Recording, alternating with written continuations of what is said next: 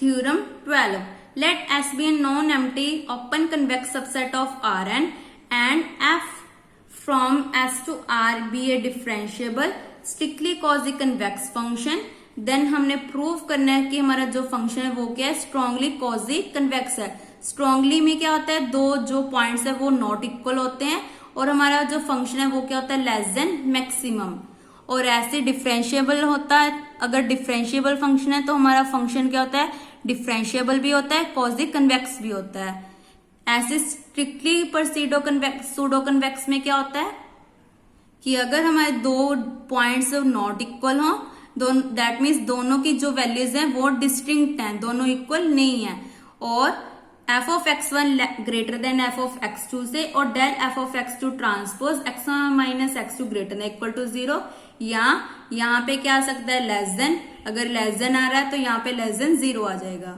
तो ये दोनों कंडीशन में एक भी कंडीशन होल्ड करती है तो हम बोल देंगे कि हमारा जो फंक्शन है वो क्या है, स्ट्रिक्टली सूडो कन्वेक्स है।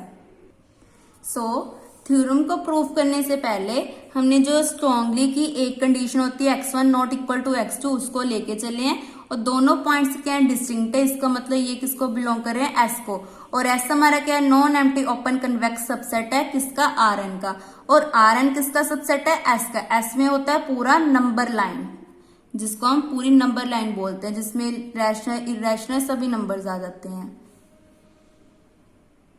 और प्रूव करना है स्ट्रॉन्गली का मतलब होता है लेस देन मैक्सिमम। अगर कनकेव आ जाता तो ग्रेटर देन मिनिमम। बाकी सारी डेफिनेशन हमारी सेम होती है। मेन क्या याद रखना है, less than maximum, greater than minimum. अगर स्ट्रॉन्गली ना आता, क्वाजी कन्वेक्स होता तो less than equal to maximum या greater than equal to minimum. अब हमने लेके चले हैं इससे अपोजिट। इससे अपोजिट क्या मतलब, ग्रेटर देन इक्वल टू लेके चले हैं। लास्ट में क्या प्रूव कर देंगे, कॉन्ट्राडिक्शन। सभी थ्योरम्स में हमने ये स्टेप किया है, तो ऐसे आपने पेपर में याद रखना है कि जो भी हमें प्रूव करने के लिए कहा है उससे अपोजिट लेके चलना है। तो उसके बाद हमने लेट कर लिया एक पॉइंट x जो किसकी इक्वल है, lambda x1 plus 1 minus lambda x2। ये क्या होता है, हमारा लीनियर कन्वेक्स कॉम्बिनेशन होता है, जो कहां से बनाया है, दो डिस्टिंक्ट पॉइंट से।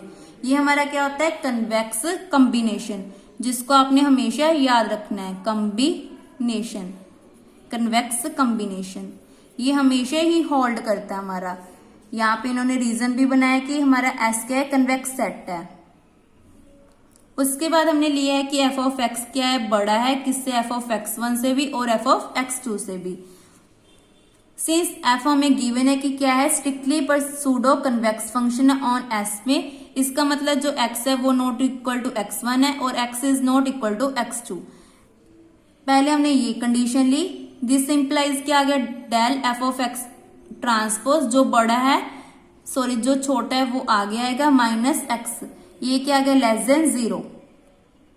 जो सेकंड वाली कंडीशन है वो यूज कर रहे हैं कि अगर F of x less than या इक्वल टू है तो वहां पे हमारा क्या आएगा, लेस देन 0। जो आगे है वही पहले आएगा। एफ ऑफ अगर x1 आ गया तो x1 आएगा, अगर x2 आ गया होता तो x2 लिखते, x2 माइनस x1। सो यहाँ पे आगे क्या है, x1, तो लिख दिया x1 minus x less than 0। ऐसे इसके लिए बना दिया तो बन गया x2 minus x less than 0।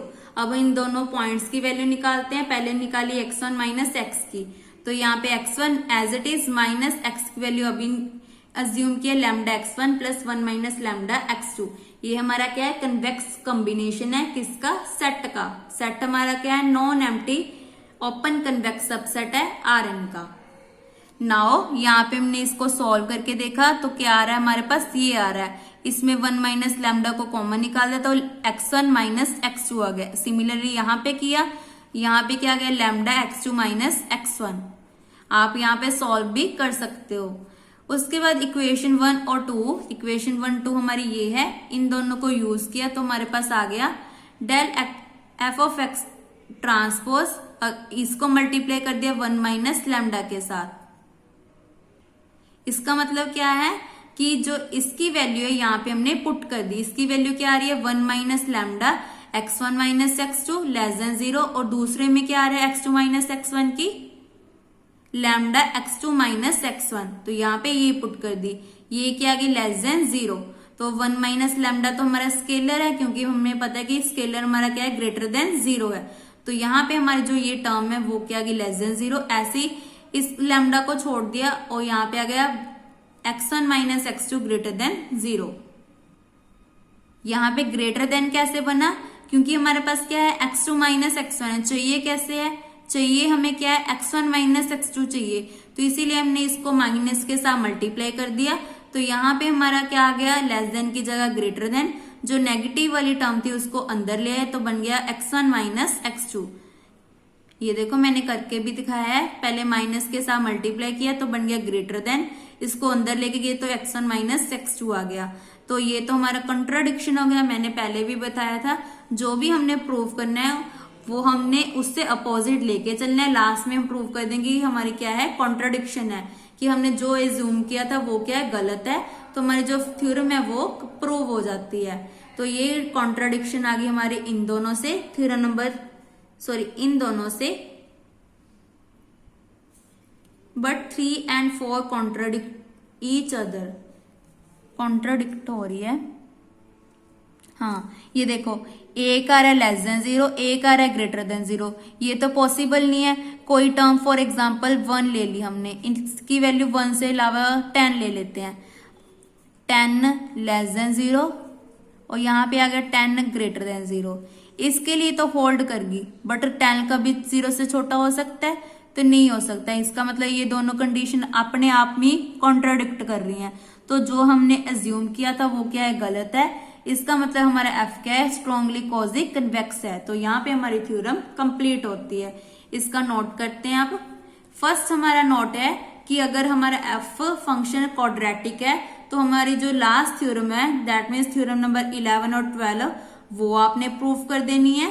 Theorem number 11 कौन सी थी, ये वाली। ये तो बहुत इंपॉर्टेंट थ्योरम है, क्योंकि ये तो हर साल रिपीट होती है। सूडो कन्वेक्स की मोस्ट इंपॉर्टेंट थ्योरम तो यही थ्योरम है, जो आपको 16 मार्क्स में आएगी। तो इसका रिजल्ट क्या है, अगर एफ हमारा डिफरेंशिएबल सूडो कन्वेक्स है, देन हमारा जो फंक्शन है वो क्या होगा, strictly quasi convex as well as quasi convex होगा। और थ्योरम नंबर 12 जो हमने अभी प्रूफ किया है, क्या प्रूफ किया है कि अगर हमारा जो फंक्शन है वो क्या है, differentiable strictly pseudo convex function है, तो वो क्या होगा, स्ट्रॉन्गली कॉजी कन्वेक्स होगा। तो ये होल्ड करेंगी। ये देखो हमने बनाया कि अगर हमारा फंक्शन सूडो कन्वेक्स है, if F is strictly quasi convex which hold true if F is quasi convex also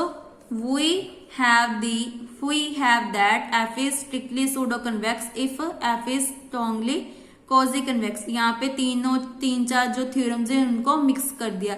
इसका मतलब जो 11 और 12 है उसको बना के इसको एक लाइन में बना दिया, जो थ्योरम नंबर 11 और 12 है। इसको छोड़ो अगर नहीं होता। अब हमारा क्या है, next figure is the types of, अच्छा जो हमारी नेक्स्ट फिगर है वो इसको अच्छे से एक्सप्लेन कर रही है कि हमने क्या क्या किया है। पहले हमारा आ रहा है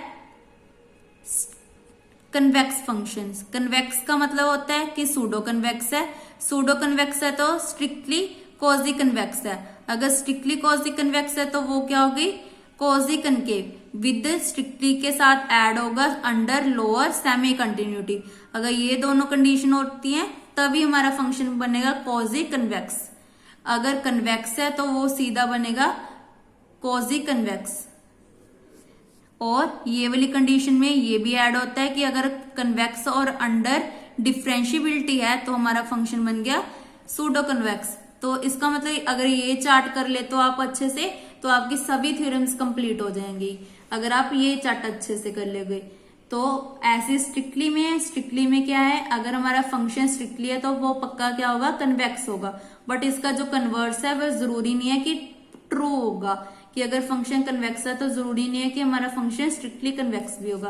बट अगर स्ट्रिक्टली कन्वेक्स है तो पक्का हमारा फंक्शन क्या होगा, कन्वेक्स होगा। और स्ट्रिक्टली और अंडर डिफरेंशिएबिलिटी को दोनों को मिला के हमारा बन गया स्ट्रिक्टली सूडो कन्वेक्स। इससे हमारा बन गया सूडो कन्वेक्स।